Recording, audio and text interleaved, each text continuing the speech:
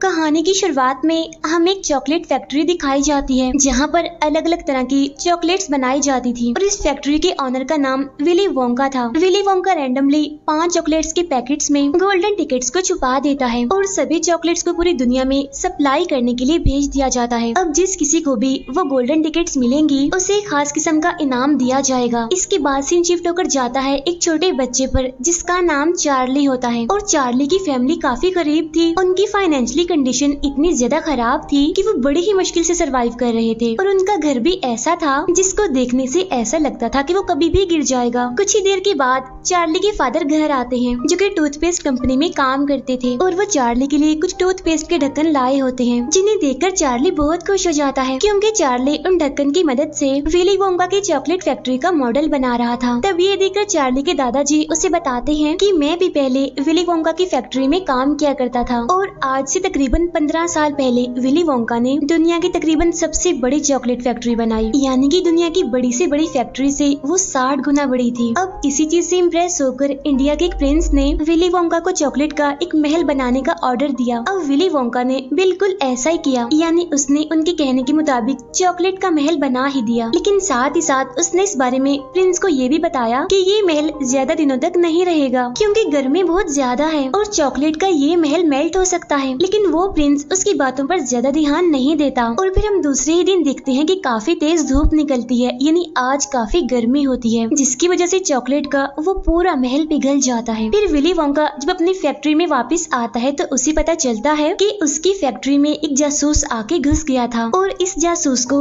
दूसरी chocolate factory के honours ने भेजा था ताकि वो विली वोंका की सीक्रेट रेसिपी को चुरा ले जिसके जरिए वो चॉकलेट्स बनाता है और वो बाकी ऑनर्स इस चीज में कामयाब भी रहे उस जासूस के जरिए। और अगले ही दिन सभी चॉकलेट्स कंपनियां विली वोंका की रेसिपी को चुरा कर उसकी सभी मशहूर चॉकलेट्स बनाकर बेचना शुरू कर देते हैं। अब विली वोंका को इस बात पर काफी दुख भी होता है, साथ ही साथ उसे काफी शौक भी लगता है और वो अपने सारे स्टाफ को निकाल देता है बगैर उन्हें कोई वजह बताए और गुस्से में आकर फैक्ट्री बंद कर देता है। फिर कुछ सालों बाद विली वोंका दोबारा से अपनी चॉकलेट फैक्ट्री को ओपन करता है और इस बार भी विली वोंका वही करता है जो कि उसने मूवी के स्टार्ट में किया था, यानी कि वो 5 चॉकलेट्स में गोल्डन टिकट्स रख देता है और इसके बाद ऐलान किया जाता है कि जिन 5 बच्चों को ये गोल्डन टिकट्स मिलेंगे उनमें से एक बच्चे को बहुत ही खास तोहफा मिलेगा। अब पूरी दुनिया में उन चॉकलेट्स को खरीदने के लिए लोगों की भीड़ बनने लगती है और उधर हम देखते हैं चार्ली को जिसका आज बर्थडे होता है। इसी वजह से उसकी फैमिली चार्ली के लिए एक विली वोंका चॉकलेट लेने का फैसला करते हैं इस उम्मीद में कि शायद उस चॉकलेट में से वो गोल्डन टिकट निकल जाए जिससे उन्हें वो खास तोहफा मिले और उनकी लाइफ थोड़ी आसान हो जाए। उन गोल्डन टिकट्स में से सबसे पहला टिकट जिस बच्चे का निकलता है वो काफी मोटा होता है। दूसरा टिकट जिस बच्ची का निकलता है उसकी फैमिली काफी अमीर होती है। यहाँ हमें पता चलता है कि ये बच्ची काफी जिद्दी होती है और इसीलिए उसके फादर ने उसकी जिद की वजह से अपने स्टाफ से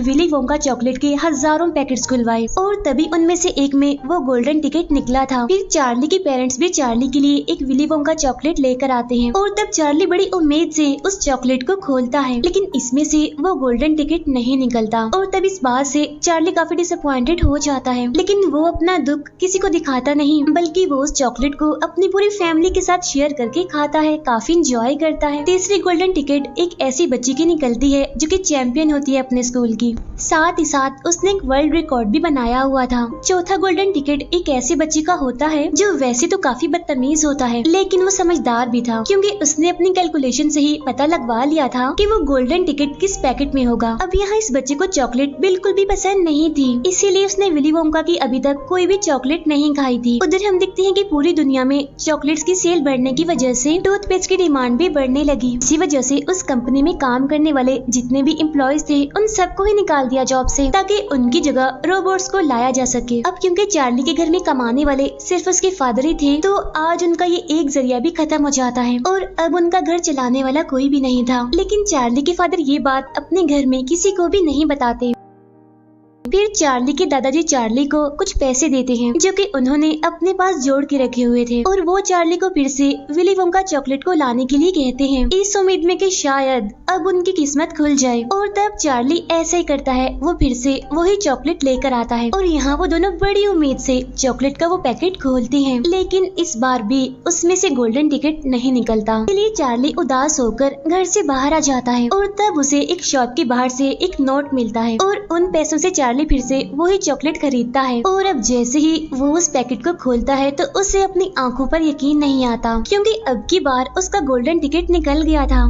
चार्ली के आसपास खड़े हुए सारे लोग उस गोल्डन टिकट को देखने लगते हैं और उसे खरीदने के लिए वो चार्ली को बहुत सारे पैसे ऑफर करते हैं, लेकिन शॉप ओनर चार्ली की भलाई के लिए उसे अपनी शॉप से जाने के लिए कहता है ताकि चार्ली से कोई उस टिकट को छीन ना ले। इसीलिए चार्ली खुशी खुशी अपने घर आ जाता है और वो बहुत ही खुश होते हुए उस गोल्डन टिकट को अपनी फैमिली को दिखाता है। और जैसे गोल्डन टिकट को चार्ली के दादाजी देखते हैं तो वो खुद को रोक नहीं पाते, इसीलिए वो फौरन उठकर डांस करने लगते हैं। फिर वो उस गोल्डन टिकट को अपने बेटे को देते हैं और कहते हैं कि बेटा मुझे पढ़कर तो सुनाओ, इस पे क्या लिखा है। तब उनका बेटा उन्हें बताता है कि इस पर लिखा है कि बच्चे के साथ उसकी फैमिली का कोई एक बड़ा आ सकता है और जब ये लोग अपना इनाम लेने के लिए जाएंगे तो इन्हें चॉकलेट का एक भरा हुआ ट्रक देकर भेजा जाएगा। यानी कि वो इतनी ज्यादा चॉकलेट होगी कि अगर इंसान उसे खाता भी रहे तो फिर भी उसकी पूरी जिंदगी में वो चॉकलेट खत्म ना हो। और पांचों में से एक बच्चे को एक खास किस्म का तोहफा दिया जाएगा, यानी कि ऐसा तोहफा जो उसने कभी भी नहीं सोचा होगा। चार्ली के दादाजी यहाँ पर कहते हैं कि मैं जाऊंगा चार्ली के साथ, क्योंकि वो चार्ली के साथ जाने के लिए काफी एक्साइटेड थे। यहाँ पर चार्ली अपनी फैमिली को बताता है कि मुझे एक औरत ने इस टिकट के बदले में बहुत सारे पैसों की ऑफर की थी और वो पैसे लेने के बाद हमारी लाइफ बिल्कुल चेंज हो जाएगी। तब ये सुनकर चार्ली के दादाजी उसे अपने पास बुलाते हैं और उसे समझाते हुए कहते हैं कि देखो बेटा, पैसा तो सभी के पास होता है, लेकिन ये जो गोल्डन टिकट है ना, ये अनमोल है, जो सिर्फ पूरी दुनिया के सिर्फ 5 खुशनसीब लोगों के पास ही है। और तब ये सुनकर चार्ली मान जाता है। फिर अगले दिन पांचों बच्चे अपने अपने फैमिली मेंबर के साथ चॉकलेट फैक्ट्री के बाहर पहुंच जाते हैं। अब उनके अलावा वहां पर और भी बहुत सारे लोग आए हुए थे वो सब कुछ देखने के लिए। फिर गेट खुलता है और अंदर से आवाज आती है, आपका वेलकम, प्लीज अंदर आइए। और तब ये सुनकर वो सारे अंदर जाते हैं।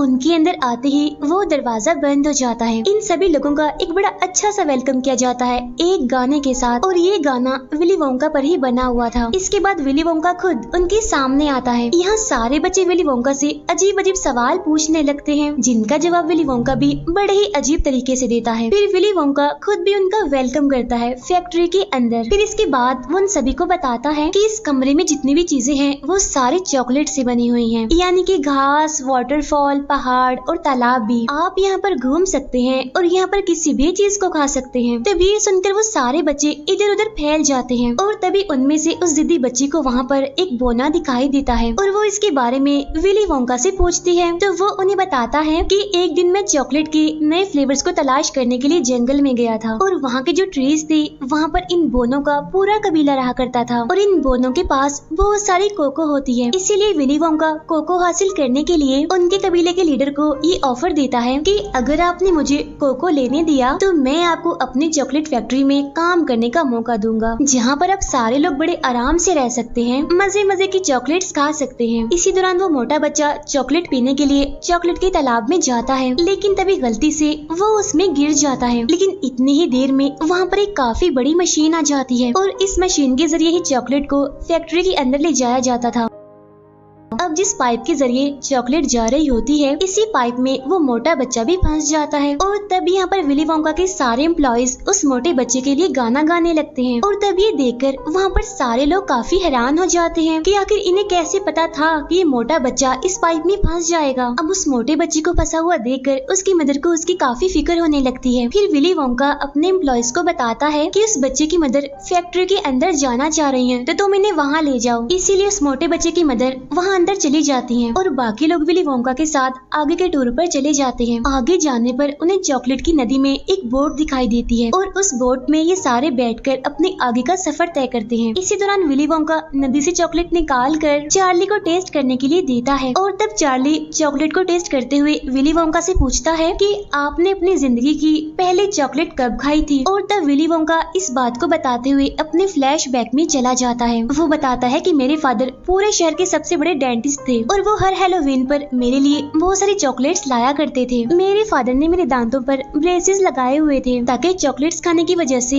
मेरे दांत खराब ना हो। मेरे फादर मेरी सारे चॉकलेट्स को आग में फेंक दिया करते थे। इसके बाद हम दोबारा से प्रेजेंट टाइम में आते हैं। इसी जर्नी में उनके सामने बहुत सारे नए नए रूम्स आते हैं। फिर वो फाइनली विली वोंका के फेवरेट रूम में पहुँचते हैं और ये रूम होता है इन्वेंटिंग रूम। यहाँ पर एक नई किस्म की बबल गम को बनाया जा रहा था। फिर विली वोंका उनको बताता है है कि इस बबल गम में टोटल 3 फ्लेवर्स हैं, लेकिन अभी भी मुझे कुछ ठीक नहीं लग रही, अभी मुझे इसमें कमियां लग रही हैं। और तब विली वोंका की पूरी बात सुने बगैर वो चैंपियन बच्ची उस बबल गम को खा लेती है, जिसकी वजह से उसकी पूरी बॉडी ब्लूबेरी की तरह नीली पड़ने लगती है। तब यहाँ पर विली वोंका के एम्प्लॉइज एक बार फिर से गाना गाने लगते हैं, लेकिन उस बच्ची की मदर परेशान हो जाती है। यहाँ विली वोंका मजाक करते हुए अपने एम्प्लॉइज से कहता है कि ये बच्ची ब्लूबेरी बन चुकी है और इसका जूस ज्यादा हो गया है और इसी वजह से उसे यहाँ से निकाल लो। तब उस बच्ची की मदर भी अपनी बेटी की हेल्प करने लगती है और बाकी के सब विली वोंका के साथ आगे के टूर पर निकल जाते हैं। और तब यहाँ पर विली वोंका बताता है कि मेरे फादर ने मेरी जो चॉकलेट्स आग में फेंक दी थी उनमें से एक जली हुई चॉकलेट मैंने खा ली थी और फिर उसके बाद मैंने बहुत सारी चॉकलेट्स खाई। प्रेजेंट टाइम में वो एक नट्स के रूम में पहुँचते हैं। यहाँ पर बहुत सारी गुलहरियाँ थी जो कि हाईली ट्रेंड थी। वो अच्छे नट्स को चुन लेती थी और खराब नट्स को रिजेक्ट करके उन्हें फेंक देती थी। तब ये देखकर वो जिद्दी बच्ची अपने फादर से कहती है, पापा प्लीज मुझे गुलहरी लेनी है, मुझे ले दीजिए ना। तब ये सुनकर विली वोंका उससे कहता है, तुम उसे नहीं ले सकती क्योंकि हम यहाँ पर इन गुलहरियों को बेचते नहीं। लेकिन वो जिद्दी लड़की फिर भी बाज नहीं आती। वो एक गुलहरी को पकड़ने के लिए उनके दरमियान ही चली जाती है और तब ये बात उन गुलहरियों को बिल्कुल भी पसंद नहीं आती। इसीलिए वो सारी गुलहरियाँ उस बच्ची पर चढ़ने लगती हैं क्योंकि वो उसे भी एक नट ही समझ रहे थे और वो गुलहरियाँ उसे चेक कर रही थी क्या ये एक अच्छा नट है। लेकिन वो बच्ची उन गुलहरियों को पसंद नहीं आती, इसीलिए वो उसे खराब नट समझकर डस्टबिन में फेंक देती है और तब उसे बचाने के लिए उसके फादर भी चले जाते हैं। यहाँ दोबारा से विली वोंका के एम्प्लॉइज गाना गाने लगते हैं कि वो बच्ची जिद्दी अपने फादर की वजह से ही है क्योंकि उसके फादर उसकी हर अच्छी बुरी बात मानते थे। और तब उनमें से एक गुलहरी उसके फादर को भी वहीं पर ही फेंक देती है, यानी जहाँ पर उनकी बेटी गई थी। तब बचे हुए लोग फिर से आगे के टूर पर निकल जाते हैं। तब विली वोंका उन्हें एक अलग ही लिफ्ट में लेकर जाता है और ये लिफ्ट सिर्फ ऊपर से नीचे नहीं बल्कि दाएं से बाएं भी जाया करती थी। लिफ्ट के जरिए वो लोग बहुत सारे रूम्स को देखते हैं।